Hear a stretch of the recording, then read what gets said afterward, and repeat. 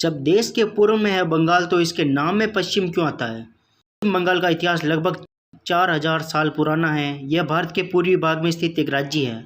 अंग्रेजों ने 1905 में फूट डालो राज करो अपनाते हुए बंगाल का विभाजन कर दिया था, लेकिन लोगों में आक्रोश बढ़ने के चलते 1911 में बंगाल को फिर एक कर दिया गया। पश्चिमी बंगाल भारत के पूर्वी भाग में होते हुए भी पश्चिम बंगाल क्यों कहलाता है?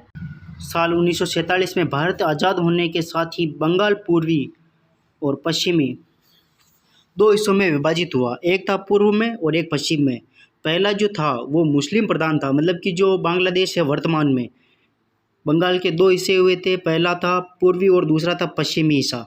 जो अभी जो बांग्लादेश है वो था पूर्व में, ठीक है, और जो दूसरा हिस्सा भारतीय बंगाल था वो कहलाया पश्चिमी बंगाल।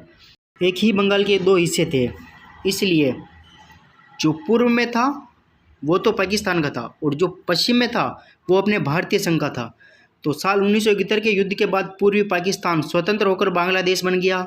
इसी का पश्चिमी हिस्सा आज पश्चिमी बंगाल कहलाता है। एक समय पर आज का बांग्लादेश और पश्चिमी बंगाल एक ही राज्य हुआ करते थे, जो विभाजन के बाद पूर्वी बंगाल और पश्चिमी बंगाल में बटे। उसके बाद पूर्वी बंगाल बांग्लादेश बन गया। भारत के इतिहास में बंगाल का अपना अनोखा स्थान है। सिकंदर के आक्रमण के दौरान बंगाल में गंगारीदई नाम का साम्राज्य था। बंगाल में गुप्त और मौर्य सम्राटों का विशेष रूप से प्रभाव पड़ा। बंगाल में आधुनिक समय की शुरुआत मुगलों के बाद यूरोपीय और अंग्रेजी व्यापारिक कंपनियों के आगमन के बाद हुई।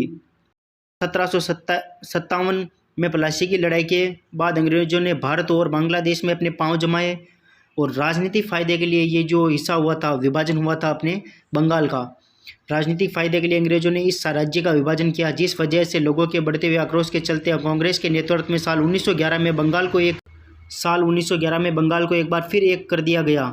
इस सब से स्वतंत्रता आंदोलन की आग और तेज़ी से भड़की, जिसका नतीजा 1947 में देश की आज़ादी और विभाजन के रूप में मिला। साल 1947 में आज़ादी मिलने के साथ ही देशी रियासतों के विलय का काम शुरू हुआ। राज्य पुनर्गठन अधिनियम 1956 के अनुसार पड़ोसी राज्यों के कुछ बांग्ला भाषी क्षेत्रों को भी पश्चिम बंगाल में शामिल कर दिया गया।